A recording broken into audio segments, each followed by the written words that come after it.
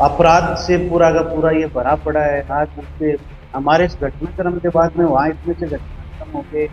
एक suicide case attempt हुआ है, उसमें तो लड़की कोई आरोपी बना दिया, और लड़की का भी जिन लोगों ने पुलिस में केस मुकदमा नहीं दर्ज होने दिए, निर्दोष जो यूट्यूबर्स है सारा, मैं थोड़ी बोल रहा हूँ, पूरा देश का मीडिया बोल रहा है आज इस केस के अंदर। पूरा पहला देश का ऐसा केस है जिसमें लोकसभा में दो सांसदों ने इस मुद्दे को उठाया। माननीय हनुमान बेनीवाल जी ने बकायदा नाम लेके इस मामले के लिए संसद में आवाज उठाई। माननीय हमारे जैसलमेर बाड़मेर से जो सांसद है। મિત્રો લાઈવ 24 ન્યૂઝની સાથે હું છું મેક્ષુ ઠક્કર ને આપણી સાથે જોડાઈ ચૂક્યા છે રાજસ્થાનથી એડવોકેટ જયંતભાઈ મોનજી। જયંતભાઈ, સ્વાગત છે આપનું લાઈવ 24 ન્યૂઝમાં। नमस्कार, आपका भी स्वागत है। Thank you. जी जयंत भाई, पहला प्रश्न तो ये है कि राजकुमार जाट केस में अभी कुछ नया खुलासा हुआ है।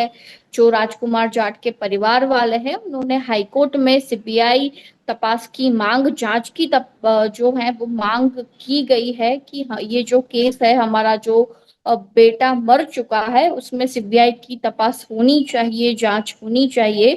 उसकी जो अर्जी है वो हाईकोर्ट में की चुकी है। तो कल सुनवाई भी थी हाई कोर्ट में, और उन्होंने ऐसा कहा कि जो भी राजकोट के एसपी है वो सब सीसीटीवी फुटेज लाके हमारे पास रखे। आपको इसके बारे में क्या कहना जी बिल्कुल, कल करीबन 111 दिन बाद में गुजरात उच्च न्यायालय के अंदर हमारे इस मामले के अंदर पहली इस तारीख के ऊपर हमारी बात हुई है। सारी की सारी जो माननीय उच्च न्यायालय ने इसके अंदर नोटिस इश्यू किया पुलिस के खिलाफ। इसके साथ ही पुलिस से पूरा इस पूरे केस का डायरेक्शन मांगा है और पूरी की पूरी इसमें प्रोग्रेस रिपोर्ट मांगी है। इस पे हमारे जो एडवोकेट उन्होंने बोला कि सर सीसीटीवी फुटेज डिलीट। तो हाई कोर्ट ने माननीय ये कहा है कि हम लोग यहाँ पे बैठे हैं, और उन्होंने साफ कड़े शब्दों के अंदर अग्रेसिव मोड के अंदर उन्होंने पुलिस को, जो पीपी है उनको कहते हुए कहा कि सारे वीडियो सारे हाईकोर्ट के पास में तलब करें, अगले 2 से 3 हफ्ते में हमें इसकी रिपोर्ट करें। और इस मामले में हमें अगली डेट भी मिली है 14 जुलाई। तो हमें लगता है कि 14 जुलाई को कुछ बड़ा ही इसके लिए पुलिस के खिलाफ है। जी अजैन भाई, दूसरा प्रश्न ये है कि आपको लगता है कि इस केस में सीबीआई की जांच होगी या नहीं। नहीं, बिल्कुल। देखो, भारत के अंदर, इस लोकतांत्रिक देश के अंदर न्याय मिलने में भले ही देरी हो जाए, लेकिन देर है लेकिन अंधेर नहीं है यहाँ पे।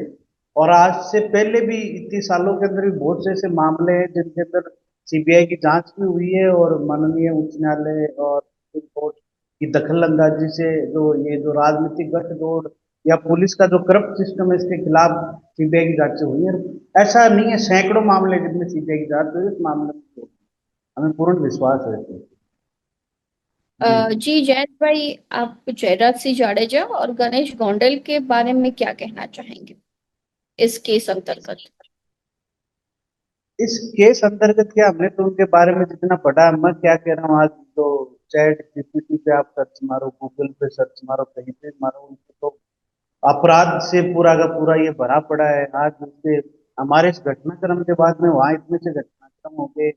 एक सुसाइड केस अटेम्प्ट हुआ है, उसमें तो लड़की कोई आरोपी बना लिया, और लड़की का भी जिन लोगों ने पुलिस में केस मुकदमा नहीं दर्ज होने दिए, निर्दोष जो यूट्यूबर्स हैं उनको इन्होंने जेल में डाला। कोई जो राजकुमार जाट केस में या उस केस में जिसने छोटी मोटी मदद की है इनके पिता की, उन लोगों को इन्होंने झूठे केसेज में डाला है। पूर्व में भी इन्होंने ऐसे अनेकों कांड किए हैं। सुनने में ये भी आया है कि ड्रग्स का व्यापार है, या चाहे ये लोग वहाँ पे बायोडीजल का व्यापार है, सारे 2 नंबर के धंधे कर रहे हैं सारा। मैं थोड़ी बोल रहा हूँ, पूरा देश का मीडिया बोल रहा है आज इस केस के अंदर। पूरा पहला देश का ऐसा केस है जिसमें लोकसभा में दो सांसदों ने इस मुद्दे को उठाया। माननीय हनुमान बेनीवाल जी ने बकायदा नाम लेके इस मामले के लिए संसद में आवाज उठाई। माननीय हमारे जैसलमेर बाड़मेर से जो सांसद है बेनीवाल जो उम्मेदाराम जी, उन्होंने इस मामले को उठाया। राजस्थान की लोकसभा में मामला उठा, विधानसभा में मामला उठाया है। विकास जी चौधरी विधायक हैं। करीबन 40 जो एमएलए और मंत्री जो लेवल के लोग हैं, उन्होंने सीबीआई तपास के लिए माननीय अमित शाह जी को, नरेंद्र मोदी जी को पत्र लिखा है। मध्य प्रदेश की एक विधायक ने इसके लिए गुहार लगाई। गुजरात असेंबली के अंदर इसके लिए सवाल लगाए। सारा बड़ा मीडिया, सारे इन्फ्लुएंसर इस मामले में बोल रहे हैं। इस मामले में एफआईआर छोड़िए, जीरो एफआईआर दर्ज नहीं हुई।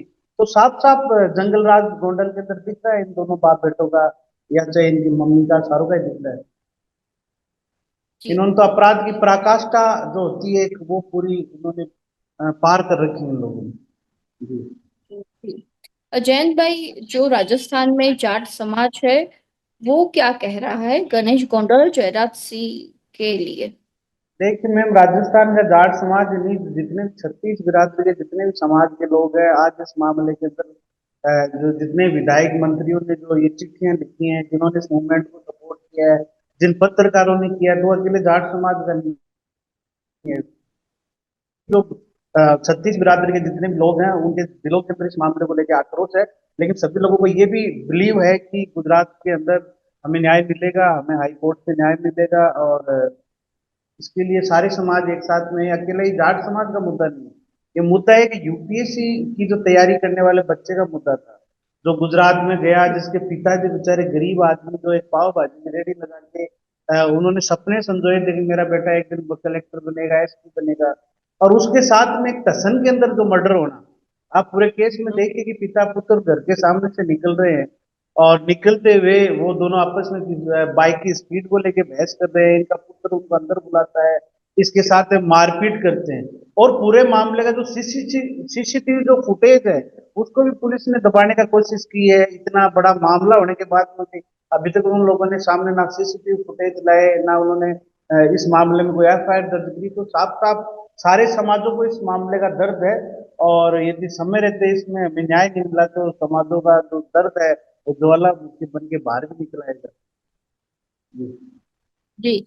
जैन भाई, जो आप बात करें तो हर्ष संघवी के लिए इस केस अंतर्गत गुजरात के गृह मंत्री को क्या कहना चाहेंगे आप? देखिए, गृह मंत्री जी से जो अल्पेश ढोलरिया जी, जो वहाँ के अल्पेश खत्रिया जी, शायद पटेल समाज के बड़े नेता हैं वहाँ पे, वो लोग सिंह हम्म। जी से मिलके भी आए हैं, और उन लोगों ने इसमें कहा कि हम लोग एक्शन लेंगे। लेकिन अब आगे तो गृह मंत्री जी का तो साफ साफ पता चल रहा है गुजरात का।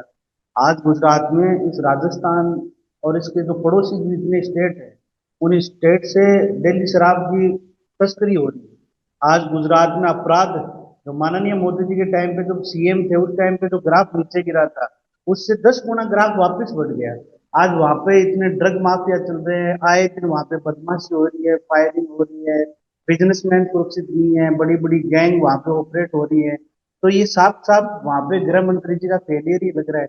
जब गृह मंत्री जी से गोंडल के इतने लोग मिल लिए, हम लोग मिले, हम लोग ने चिट्ठियां नहीं लिखी, चिट्ठियां लिखी हैं, हम लोग गए हैं, पटेल समाज के इतने बड़े नेता उनसे मिल के आए हैं, इनके पिताजी ने गुहार लगाई है।